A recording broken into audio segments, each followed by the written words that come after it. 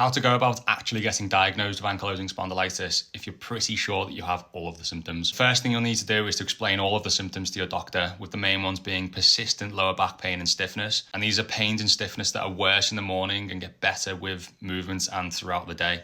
One thing to note is if you're getting pain deep into the glutes here and here, this is the kind of pain that will just be there non-stop. It doesn't get better throughout the day. It doesn't ease off with movement. It actually gets worse.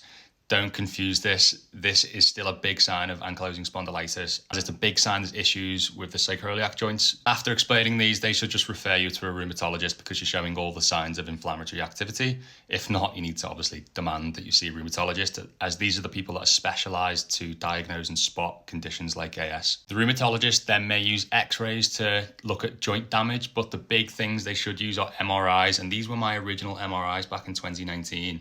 And you can see along here the erosive changes into the sacroiliac joint. So from a different angle here, you can see further erosive changes into the sacroiliac joint. This was on both sides, but more so on my left side.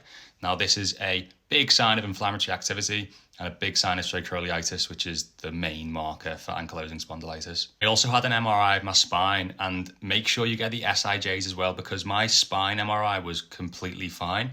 So if I'd have only looked at this, you would have thought, well, there's no issues, this is just some mechanical issue.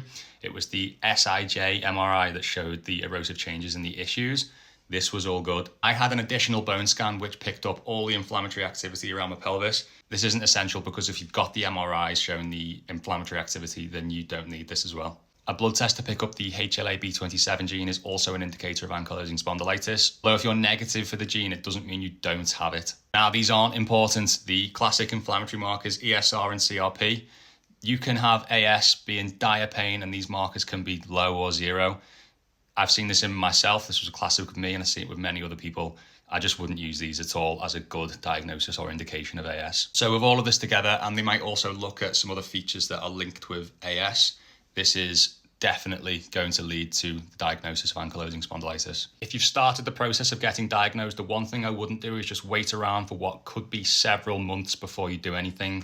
I'd for sure start looking at your diet and what's going on under the surface, specifically with what's going on at the gut level. Whether it is AS or any other inflammatory issue, diet and working on your gut will only help improve your health. Also, if you notice improvements very quickly from starting the diet, this is another big indication that there's some form of inflammatory activity happening, which is a big indicator of AS. If you're not sure what to do with this, then I've written a blueprint that you can purchase from my TikTok bio, which contains the exact diet you should follow and the starting supplements that could start rectifying the issues before you even get diagnosed.